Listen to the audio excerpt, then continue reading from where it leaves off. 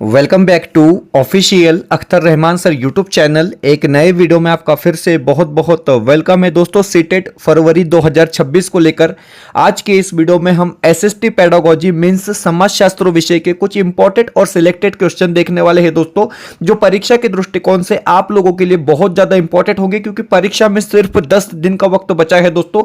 और जिस प्रकार के प्रश्नों की फिलहाल जरूरत है उसी प्रकार के क्वेश्चन हम आपके लिए यहां पर लेकर आए हैं दोस्तों। तो एक एक जो क्वेश्चन होने वाला है वो बहुत ज्यादा इंपॉर्टेंट होने वाला है परीक्षा के दृष्टिकोण से। तो चलिए बढ़ते हैं वीडियो में आगे बढ़ने से पहले चैनल पे नए हो तो चैनल को सब्सक्राइब कीजिए, साथ ही साथ बेल नोटिफिकेशन को ऑन कीजिए ताकि आपको आने वाले वीडियोस के नोटिफिकेशन जो है वो आसानी से मिल पाए। और दोस्तों अगर आप हमसे जुड़ना चाहते हो तो डिस्क्रिप्शन में जाकर आपको हमारे टेलीग्राम और व्हाट्सएप चैनल को ज्वाइन कर लेना है, जहां से आपको तमाम अपडेट वक्त वक्त पर देखने के लिए मिलेंगी। साथ ही साथ मेंबरशिप हासिल करना चाहते हो तो ज्वाइन बटन को ज्वाइन कर आप हमारे चैनल की मेंबरशिप हासिल कर सकते हैं। वीडियो को प्लीज लाइक करेंगे तो देखिए हम आपको यहां पर बता रहे हैं दोस्तों कि सामाजिक शास्त्र जो होता है, सामाजिक विज्ञान जो होता है या एसएसटी पेडागोजी जो होता है वो पेपर 2 के लिए बहुत ज्यादा इंपॉर्टेंट होता है दोस्तों, क्योंकि 60 नंबर के लिए आपको एसएसटी पेडागोजी के क्वेश्चन पूछे जाते हैं। तो मैं आपको बता रहा हूं कि बहुत ज्यादा जोर, बहुत ज्यादा दम जो है आपने एसएसटी के सेक्शन में लगाना है। तो देखिए पहला जो प्रश्न है वो इस प्रकार पूछा गया है कि आप देख सकते हैं पहला प्रश्न पूछा गया है कि निम्नलिखित में से कौन सा कथन सामाजिक विज्ञान के बारे में सही है। तो देखिए दोस्तों डायरेक्ट उत्तर हम यहां पर देखने वाले हैं, क्योंकि स्मार्ट रिवीजन, स्मार्ट लर्निंग हम यहां पर कर रहे हैं दोस्तों, क्योंकि ज्यादा वक्त हमारे पास बचा नहीं है, परीक्षा में सिर्फ 10 दिन का वक्त बचा है। तो देखिए कौन सा कथन सामाजिक विज्ञान के बारे में सही नहीं है, इस प्रकार का सही है इस प्रकार का प्रश्न पूछा गया। तो आप विकल्प सी जब देखेंगे दोस्तों तो आपको लगेगा कि सामाजिक विज्ञान एक विश्लेषणात्मक और रचनात्मक मानसिकता की नींव रखता है। मतलब विकल्प सी आपका क्या है, यहां पर सही हो जाएगा। ऑप्शन सी जो रहेगा आपका वो बिल्कुल उचित विकल्प यहां पर समझा जाएगा। चलिए उसके बाद अगले प्रश्न की तरफ बढ़ जाते हैं। अब प्रश्न नंबर 2। अब देखिए क्वेश्चन नंबर 2 पूछा गया है कि सामाजिक विज्ञान में परीक्षा सुधारों पर हाल ही में एनसीएफ स्थिति पत्र में डैश डैश पर जोर दिया गया है, इस प्रकार का प्रश्न है। 4 विकल्प आपके सामने है। तो याद रखेंगे दोस्तों कि परीक्षा सुधारों पर हाल ही में एनसीएफ स्थिति पत्र में डैश डैश पर जोर दिया गया है, मतलब सतत मूल्यांकन पर जोर दिया गया है। मतलब सतत मूल्यांकन पर आपका क्या है, जोर दिया गया है। विकल्प 1 जो रहेगा दोस्तों वो सही रहेगा। हम आपको बताना चाहेंगे कि एक एक प्रश्न जो है, फिलहाल तो पेडागोजी के क्वेश्चन हम यहां पर देख रहे हैं दोस्तों, लेकिन परीक्षा के दृष्टिकोण से ये बहुत ज्यादा इंपॉर्टेंट होने वाले हैं। वीडियो को लाइक करते रहेंगे और चैनल को सब्सक्राइब कर लेंगे। प्रश्न नंबर 3। चलिए क्वेश्चन नंबर 3 आपकी स्क्रीन पर है। प्रश्न पूछा गया है कि कक्षा में छात्रों को खुली किताब अभ्यास प्रदान करने के लिए एक उपयुक्त कारण चुने। अब देखिए कितना सिंपल क्वेश्चन है दोस्तों, और कितना सिंपल इसका आंसर भी यहां पर होना चाहिए कि विशिष्ट प्रश्नों के साथ एक पाठ पढ़ना। मतलब आपका विकल्प बी यहां पर क्या होगा दोस्तों, सही विकल्प होगा खुली किताब को लेकर। विकल्प बी आपका यहां पर क्या है, राइट आंसर दिया गया है। हम इसको लेकर कुछ स्पष्टीकरण भी आपके लिए लेकर आए हैं। आप देख सकते हैं कि एक खुली किताब का अभ्यास विशिष्ट प्रश्नों वाले पाठ को पढ़ने से संबंधित है। ओके, जिसको हम ओपन बुक परीक्षा सूचना और ज्ञान को खोजने और लागू करने की आपकी क्षमता का परीक्षण भी कह सकते हैं दोस्तों। मतलब आपका विकल्प बी आपका क्या है, यहां पर पूरी तरीके से सही आंसर हो जाएगा। जितने भी क्वेश्चन अभी तक हमने देखे हैं टोटली क्वेश्चन जो है एसएसटी पेडागोजी से रिलेटेड प्रश्न होने वाले हैं। प्रश्न नंबर 4 पूछा गया है कि निम्नलिखित में से सामाजिक विज्ञान में एक उपयुक्त और अर्थपूर्ण लिखित सत्रीय कार्य चुने। अब देखिए प्रश्न आप समझेंगे कि सामाजिक विज्ञान में एक उपयुक्त मतलब इंपॉर्टेंट और अर्थपूर्ण लिखित सत्रीय कार्यों को चुनना है आपको। तो देखिए इसके लिए सबसे जो बेस्ट विकल्प है वो होगा ऑप्शन 1 कि एक मूल असाइनमेंट जो अवधारणाओं का परीक्षण करता है। आपका यहां पर क्या है, राइट विकल्प हो जाएगा। मतलब ऑप्शन 1 जो रहेगा आपका वो बिल्कुल सही आंसर होने वाला है। प्रश्न नंबर 5।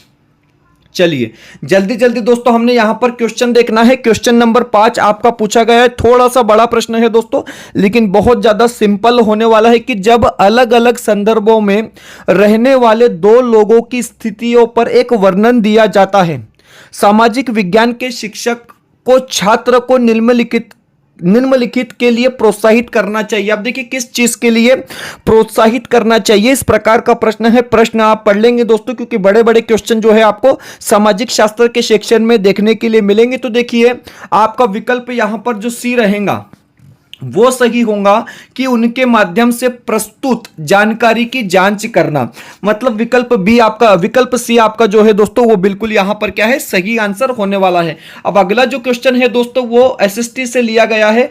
यहां पर आप देखेंगे कि निम्नलिखित में से किस स्थल रूप में मशरूम की चट्टानें पाई जाती है। मशरूम की चट्टानें कहां पाई जाती है, इस प्रकार का प्रश्न आपको पूछा गया है। तो देखिए मरुस्थल आपका यहां पर क्या है, सही विकल्प होगा। ऑप्शन एक जो रहेगा दोस्तों वो बिल्कुल यहां पर क्या है, राइट आंसर हो जाएगा। हम बढ़ते हैं अगले प्रश्न की तरफ, प्रश्न नंबर 7। अब देखिए क्वेश्चन नंबर 7 आपकी स्क्रीन पर है। आपसे प्रश्न पूछा गया है कि निम्नलिखित में से किसका उल्लेख भारत के संविधान में नहीं है। इसको आप पेडागोजी नहीं कह सकते दोस्तों, ये टॉपिक से रिलेटेड, सबक से रिलेटेड, कंटेंट से रिलेटेड क्वेश्चन है। अब देखिए प्रश्न क्या है कि किसका उल्लेख भारत के संविधान में नहीं है। तो भारत के संविधानों में राजनीतिक दलों के नाम नहीं है, जैसा कि बीजेपी, कांग्रेस, इनके नाम नहीं है। मतलब आपका विकल्प सी जो रहेगा दोस्तों वो यहां पर क्या है, सही विकल्प हो जाएगा। प्रश्न नंबर 8, आठवां जो क्वेश्चन है वो इस प्रकार आपकी स्क्रीन पर है कि निम्नलिखित में से किसे भारत में किसी राज्य का प्रथम नागरिक कहा जाता है। देखिए दोस्तों देश का प्रथम नागरिक कौन होता है,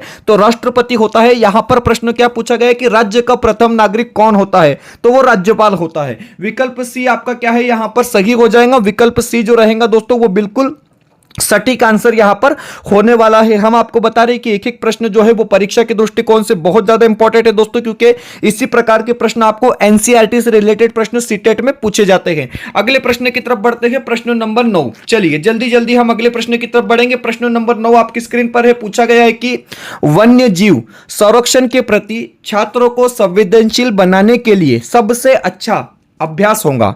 अब देखिए वन्य जीव संरक्षण के प्रति छात्रों को संवेदनशील अगर आपने बनाना है तो इसके लिए सबसे अच्छा अभ्यास कौन सा होगा, इस प्रकार का प्रश्न आपको पूछा गया है। सीधे सीधे उत्तर की अगर आप बात करेंगे दोस्तों तो विकल्प एक आपका सही आंसर रहेगा कि पशु आधारित उत्पाद नहीं खरीदने का संकल्प लेना।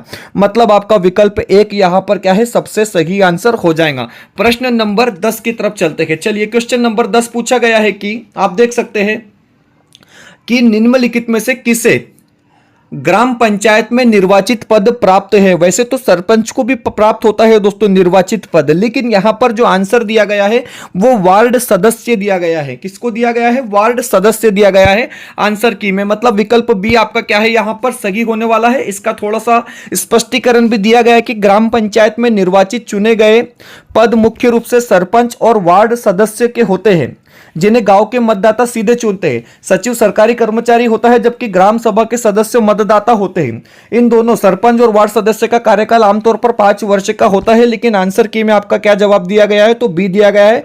तो हमने यहां पर बी ही जो है दोस्तों सही जवाब अपना समझ लेना है। वीडियो में आगे बढ़ते हैं। आगे बढ़ने से पहले चैनल पे नए हो तो चैनल को सब्सक्राइब कीजिए, साथ ही साथ बेल नोटिफिकेशन को ऑन कीजिए ताकि आपको आने वाले वीडियोस के नोटिफिकेशन जो है वो आसानी से मिल पाए। और दोस्तों अगर आप हमारे चैनल की मेंबरशिप हासिल करना चाहते हो तो सिंपली ज्वाइन बटन को ज्वाइन कर क्या है, आप हमारे चैनल की मेंबरशिप हासिल कर सकते हैं। जिससे क्या है दोस्तों, आपको हमारे महा टीईटी 2026 के जितने भी लेक्चर होने वाले हैं, जो कि 9 फरवरी 2026 से शुरू होने वाले हैं दोस्तों, वो बिल्कुल फ्री में देखने के लिए मिलेंगे। तो अभी आप हमारे चैनल की मेंबरशिप हासिल कर लेंगे दोस्तों, क्योंकि आपको अगर टीईटी सीटेट पास होना है तो आपके लिए बेस्ट प्लेटफॉर्म है दोस्तों। और बिल्कुल फ्री में क्या है, यहाँ पर आपको लेक्चर देखने के लिए मिलेंगे। सिर्फ नोट्स और क्वेश्चन सेट आपके लिए क्या है दोस्तों, यहाँ पर पेड होते हैं। बढ़ते हैं अगले प्रश्न की तरफ, प्रश्न नंबर 11। चलिए अब ये थोड़ा सा स्टेटमेंट टाइप क्वेश्चन यहां पर पूछा गया है। चलिए जल्दी जल्दी इसको पढ़ लेंगे। कथन दिया गया है कि रजिया ने अपने शिलालेखों पर अपना नाम बदल दिया और दिखावा किया कि वह एक पुरुष थी। टोटली गलत है। ओके, टोटली गलत है। चलिए उसके बाद दूसरा है कि त्वारीखों के लेखकों ने यह तर्क देने के लिए सामाजिक और लिंग भेद का प्रयोग किया कि पुरुष महिलाओं से श्रेष्ठ होती है। तो ये आपका सही हो जाएगा। मतलब आपका पहला गलत, दूसरा सही। कौन सा विकल्प में है, तो डी में है। चलिए एस असत्य लेकिन बी सत्य, मतलब आपका डी यहां पर क्या है, गलत हो जाएगा। चलिए अगले प्रश्न की तरफ बढ़ते हैं, प्रश्न नंबर 12। 12वां जो प्रश्न है वो इस प्रकार पूछा गया कि निम्नलिखित में से कौन सा विज्ञापन लिंग रूढ़िबद्धता का उदाहरण नहीं है। बड़ा अच्छा प्रश्न है दोस्तों। मैं आपको बता रहा हूं कि इस प्रकार के प्रश्न आपको अक्सर देखने के लिए मिलते हैं। तो देखिए कौन सा उदाहरण लिंग रूढ़िबद्धता का उदाहरण नहीं है, तो विकल्प सी की अगर आप बात करते हैं कि स्पोर्ट्स जूते के विज्ञापन में फुटबॉल खेलती हुई लड़की, ये आपका क्या है, रूढ़िबद्धता का उदाहरण नहीं होगा, मतलब आपका विकल्प सी यहां पर क्या है, सही आंसर होगा। विकल्प सी जो रहेगा दोस्तों वो बिल्कुल ठीक आंसर यहां पर हो जाएगा। चलिए प्रश्न नंबर 13 की तरफ बढ़ते हैं। प्रश्न नंबर 13 पूछा गया है कि द्वितीय स्रोत का उदाहरण है। अब देखिए द्वितीय स्रोत का उदाहरण कौन सा है, आपके सामने चार विकल्प दिए गए हैं। तो देखिए यहां पर अगर आप ऑप्शन सी देखेंगे कि सीए बेली की आधुनिक भारत का एक सचित्र इतिहास, ये आपका क्या है, द्वितीय स्रोत का उदाहरण है दोस्तों। ऑप्शन बी या ऑप्शन सी आपका द्वितीय स्रोत का उदाहरण होगा। इसके बारे में स्पष्टीकरण भी हम यहां पर देखने वाले हैं। आप देख सकते हैं कि द्वितीय स्रोत का उदाहरण सी, सीए बेली की आधुनिक भारत का एक सचित्र इतिहास है। द्वितीय स्रोत प्राथमिक स्रोत जैसे मूल दस्तावेज, पेंटिंग या प्रत्यक्षदर्शी विवरण का विश्लेषण, व्याख्या, सारांश प्रस्तुत करते हैं, जबकि अन्य विकल्प प्राथमिक समकालीन प्राथमिक स्रोत के करीब है। ओके, तो आपका विकल्प सी यहां पर क्या है, सही विकल्प दर्शाया गया है। प्रश्न नंबर 14, चलिए थोड़ा सा छोटा कर लेंगे। प्रश्न नंबर 14 पूछा गया है कि वायु प्रदूषण की अवधारणा को विकसित करने के लिए कौन सा उदाहरण अनुपयुक्त है, अनुपयुक्त है पूछा गया है दोस्तों, मतलब वो वर्क नहीं करेगा। ठीक है, तो देखिए यहां पर आपके सामने चार विकल्प है। अगर आपने प्रश्न को पढ़ लिया है, प्रश्न को समझ लिया, तो जवाब आपको मिल जाना चाहिए कि वायु प्रदूषण की अवधारणा को विकसित करने के लिए कौन सा उदाहरण अनुपयुक्त है। तो देखिए दोस्तों, स्थानीय दुकानों में पॉलीथीन की थैलियों का उपयोग पर चर्चा करना, यह आपका क्या है, अनुपयुक्त होगा, मतलब विकल्प सी आपका क्या है, सही होगा दोस्तों। यहां पर ऑप्शन सी आपका सही विकल्प होने वाला है। परीक्षा से 10 दिन पहले स्मार्ट लर्निंग सुपरफास्ट तरीके से हम यहां पर कर रहे हैं दोस्तों, क्योंकि ज्यादा वक्त हमने अब लेना नहीं है। चलिए बढ़ते हैं अगले प्रश्न की तरफ जी, जस्ट वेट प्लीज। प्रश्न नंबर 15, ओके, प्रश्न नंबर 15 की तरफ बढ़ जाते हैं। प्रश्न नंबर 15 आपकी स्क्रीन पर है। प्रश्न पूछा गया है कि एक 12 साल का बच्चा कांच बनाने की फैक्ट्री में काम करता है।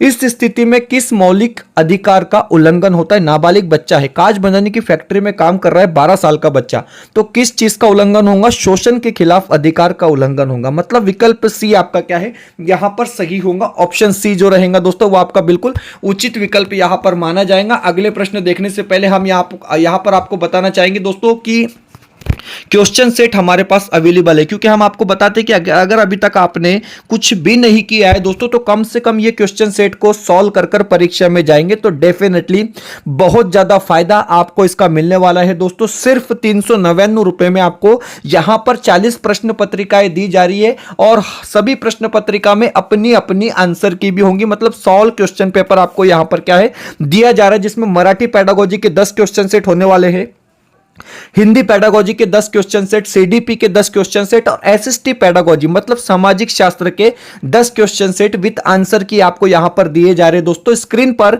एक व्हाट्सएप नंबर दिया गया है, इस नंबर पे कांटेक्ट कर आप क्या है इसको परचेस कर सकते हैं दोस्तों, जो परीक्षा के दृष्टिकोण से आपकी प्रैक्टिस के लिए बहुत ज्यादा इंपॉर्टेंट होंगे, क्योंकि परीक्षा में जाने से पहले पहले प्रश्न पत्रिका किस तरीके से आती है, क्वेश्चन किस तरीके से पूछे जाते हैं, ये चीजों का हमको परिपूर्ण ज्ञान होना जरूरी है दोस्तों। तो अभी जाकर आप क्या है व्हाट्सअप कर इसको परचेस कर लेंगे। सिंपली आपको हाई करना है, हाई करने के बाद एक स्कैनर आपको दिया जाएगा दोस्तों, उस पर पेमेंट करने के बाद आपने स्क्रीनशॉट भेजना है और तुरंत आपको क्या है ये क्वेश्चन सेट आपको मिल जाएंगे, और इसको पढ़ने के बाद पेपर देखेंगे दोस्तों तो कुछ और ही मजा इसमें आपको दिखाई देगा। चलिए बढ़ते हैं अगले प्रश्न की तरफ। प्रश्न नंबर 16, अब देखिए 16वां जो प्रश्न है कि निम्नलिखित में से कौन सा कृषि आधारित उद्योग नहीं है। प्रश्न आपने समझ लिया, बिल्कुल आंसर आपको मिल जाना चाहिए कि कौन सा कृषि आधारित उद्योग नहीं है। तो मछली का तेल निर्माण उद्योग ये कृषि आधारित उद्योग नहीं है, तो विकल्प सी आपका क्या है दोस्तों यहां पर सही हो जाएगा। ऑप्शन सी जो रहेगा आपका वो बिल्कुल राइट आंसर यहां पर क्या है होने वाला है। अगले प्रश्न की तरफ बढ़ते हैं। अगला जो प्रश्न पूछा गया है वो इस प्रकार है कि स्वर्णिम चतुर्भुज एक्सप्रेस मार्ग निम्नलिखित में से किसे जोड़ता है। बड़ा अच्छा प्रश्न है, रिपीट हो सकता है परीक्षा में। देखिए प्रश्न क्या है कि स्वर्णिम चतुर्भुज एक्सप्रेस मार्ग निम्नलिखित में से किसे जोड़ता है। चार विकल्प आपके सामने है, तो ये जोड़ता है दिल्ली से मुंबई, मुंबई से चेन्नई और चेन्नई से कलकत्ता, मतलब आपका विकल्प एक यहां पर सही होगा।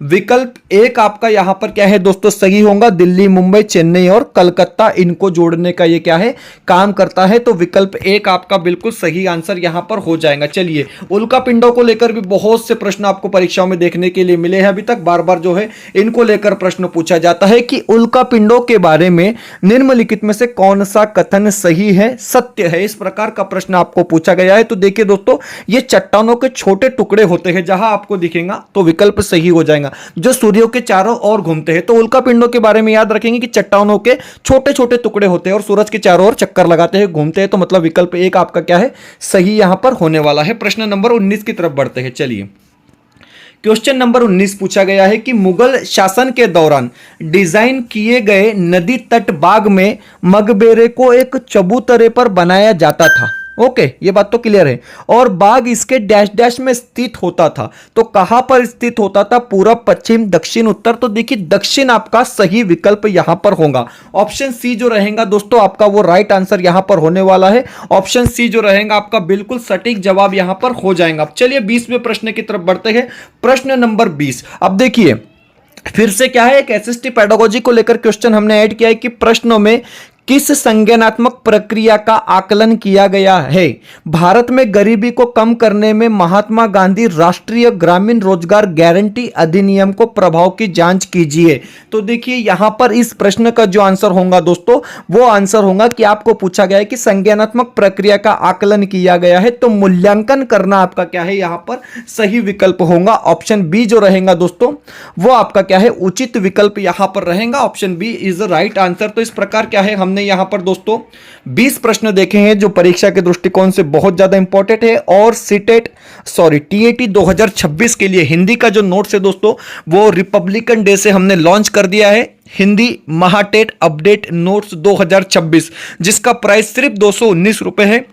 ये 219 रुपए में हम आपको पीडीएफ के स्वरूप में हिंदी का नोट्स देंगे दोस्तों, और साथ में पासिंग की गारंटी भी देंगे। क्योंकि मैं आपको बता रहा हूं, ये 90-92 पेज जितने भी हैं, इसको पढ़ लो दोस्तों, इसके बाद आपको कुछ भी करने की जरूरत नहीं है। और 25 नंबर की गारंटी हम हमारे चैनल के माध्यम से आपको देते हैं, क्योंकि जिस प्रकार से दम लगाकर इस नोट्स को हमने बनाया है दोस्तों, इसके बाहर पेपर नहीं जाएगा, इस बात की हम आपको गारंटी देते हैं। टोटली व्याकरण इसमें ऐड किया है, साथ ही साथ प्रीवियस ईयर के 2 क्वेश्चन पेपर भी आपको इसमें देखने के लिए मिलेंगे, और साहित्यकार और उनकी टोटल रचनाओं का सामने क्या है दोस्तों, इसमें समावेश किया है। मतलब 90 पेज में इतने सारी चीजों को ले लेना बड़ी बात होती है दोस्तों। तो अभी परचेस कर लेंगे।